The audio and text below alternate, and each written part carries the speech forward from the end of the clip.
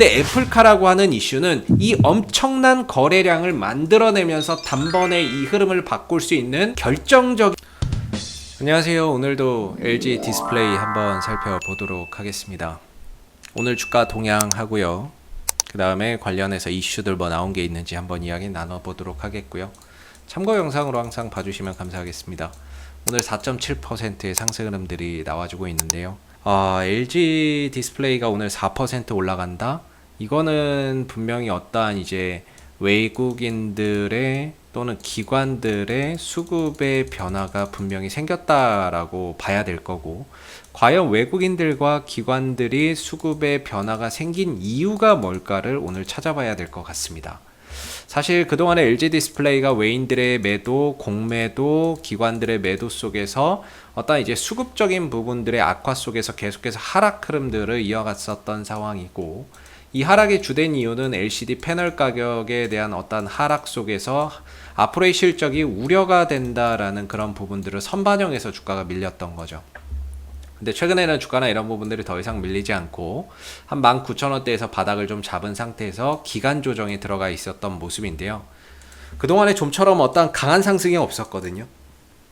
근데 오늘 진짜 강한 상승, 양봉, 꽉 찬 양봉, 이런 이제 흐름들이 오늘 나와주고 있습니다. 외국인들도 사고 기관들도 매수를 하면서 쌍끌이 순매수 속에서 오늘 상승을 좀 주도하고 있는 모습이죠.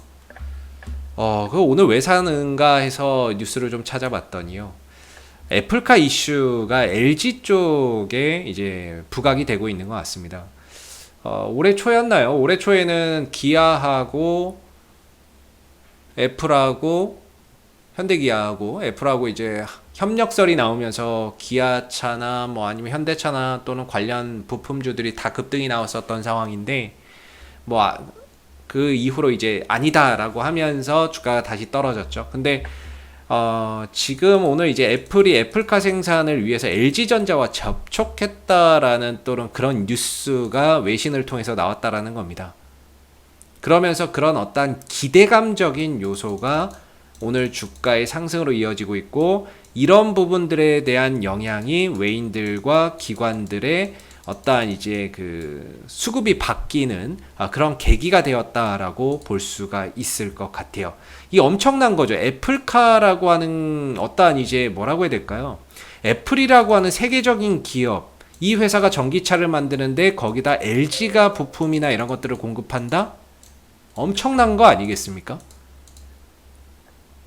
LG 디스플레이가 뭐 공급할까요? 차량용 디스플레이 공급하겠죠. 그죠?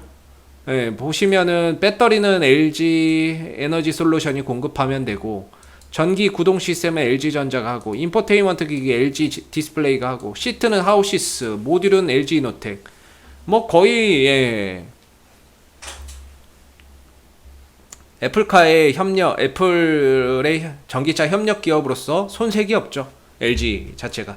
그랬을 때 만약에 그런 부분들이 어떤 지금은 기대감적인 요소가 주가를 끌어올리는 거지만, 어떻게 보면 기대가 현실이 된다면 어떻게 보면은 이제 이런 LG 그룹주에 대한 시장의 재평가가 다시 한번 일어날 수 있다라고 생각해 볼 수 있을 것 같아요.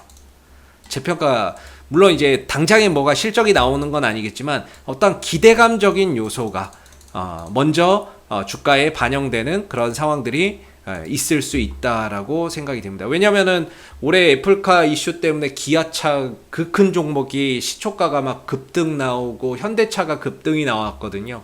LG라고 불가능하지는 않겠죠. LG 디스플레이도 뭐 충분히 가능하고, 다른 뭐 LG 그룹주들도 애플카와의 협력이다라고 한다면 이 부분이 주는 엄청난 상징성이 크다라는 거죠. 거기에 따른 기대감이나 이런 것들이 결국에 수급으로 또 몰리는 그런 부분들이 될 수 있는데, 이게 되기를 진짜 간절히 한번 바라보겠고요. 왜냐면은 지금 이제 LG 디스플레이가 방향이 하락 추세잖아요. 하락 추세이기 때문에 이 하락 추세를 벗어나는 데는 크게 두 가지 방법이 있어요. 하나는 대량의 거래량을 터뜨려서 한 방에 뚫고 넘어가는 방법이 있고, 또 하나는 뭐냐면 오랜 시간과 과정을 들여서 횡보하면서 자연스럽게 추세의 흐름을 벗어나는 방법이 있어요. 근데 애플카라고 하는 이슈는 이 엄청난 거래량을 만들어내면서 단번에 이 흐름을 바꿀 수 있는 결정적인 모멘텀이 될 수 있습니다. 결정적인 모멘텀이 될 수 있거든요. 이 하락하는 지긋지긋한 흐름을 빠른 시간 내에 돌려놓을 수 있는 엄청난 모멘텀이라고 저는 생각을 해요. 그게 아니면은 시간과 과정으로 가야 되거든요. 그래서 그 부분들이 꼭 됐으면 좋겠고, 현재로서는 저는 이제 22,000원대가 가장 큰 저항대라고 보고 있어요. 이거 위로 올라가서 안착을 해야 되거든요. 근데 애플카 이슈라면 충분히 이거 뚫어낼 수 있다라고 생각을 하고 있습니다. 기대가 현실이 된다면 저거 충분히 됩니다. 근데 만약에 저게 한낱 기대감으로만 된다면 올라갔던 흐름들이 결국에 다시 또 빠지겠죠. 만약에 애플카가 그게 현실이 되면 그동안의 이 공매도 쳐놨던 외국인들 부랴부랴 빨리 사서 갚아야 될 거예요. 그러면은 공매도 쳤던 거 쇼커버링 들어오고, 그 다음에 뭐 환매수 들어오고 하면은 엄청난 파급력을 만들어낼 수 있는 거죠. 그래서 지금 이제 왜냐면 이거 만약에 주가가 저거 체결 F라고 이거 돼버려가지고 수급 몰려서 급등 나오면 공매도 쳤던 애들 엄청나게 손실 보거든요.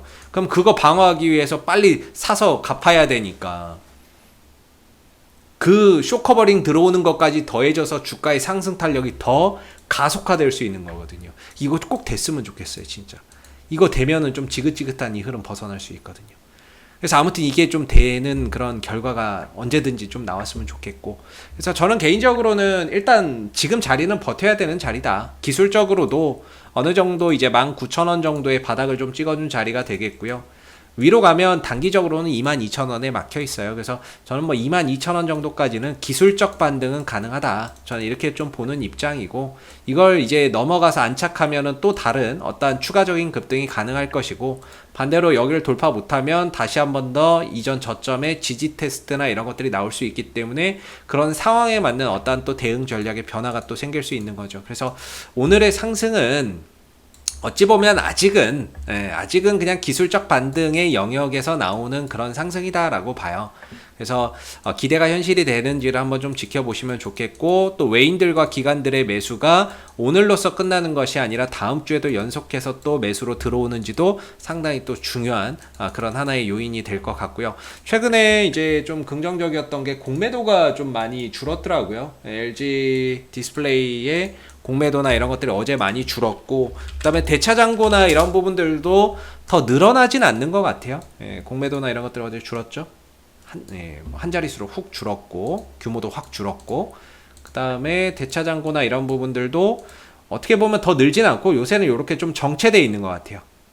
그러다 보니까 주가도 좀 정체인 것 같고, 하락이 좀 진정되는 것 같고, 여기서 이제 만약에 대차장고가 급감한다, 즉 공매도 쳤던 애들이 다시 갚아서 이렇게 하면 반대로 주가는 이제 훅 튀어 올라올 수 있는 거죠. 그래서 이것도 뭐 더 이상 늘진 않고 요새는 이제 조금 정체되어 있는 것 같은데, 오늘 흐름도 오늘 이제 흐름을 기점으로 해서 어떻게 보면 공매도도 없어지고 또는 대차 빌려갔던 것도 되갚는 그런 이제 시발점이 좀 되기를 간절히 바라보겠고요. 그래도 일단 뭐 22,000원 정도의 기술적인 저항대가 있다라는 점은 항상 기억하시면서 돌파냐 아니면 맞고 밀리느냐에 따라서 또 전략이나 이런 부분들을 한번 다잡아 가시는 게 좋을 것 같습니다. 지금은 홀드 자리가 될 것 같고요. 다음 주까지도 한번 더 애플카 이슈나 이런 부분들이 LG 디스플레이의 투심에 긍정적인 역할을 또 해줄 수 있을 거라고 보고, 애플카도 있지만 아이폰 출시도 이번에 있잖아요. 아이폰 13 출시도 있기 때문에 그 부분에 대한 어떤 기대감까지 더해진다면 훨씬 더 이런 이제 외인들의 수급, 그 다음에 기관들의 투자 심리 이런 부분들이 좀 바뀔 수 있는 결정적인 이런 카운터 펀치가 좀 될 수 있지 않을까라는 생각이 드네요. 이상 AP투자연구소의 이세훈 전략팀장이었고요. 구독과 좋아요도 한번 부탁드리도록 하겠습니다. 감사합니다. 그리고 네이버에서 AP투자연구소를 검색하시면 웹사이트 상단에 AP투자연구소 홈페이지 링크가 나옵니다. 클릭하시게 되면은 AP투자연구소 홈페이지로 접속하실 수가 있는데요.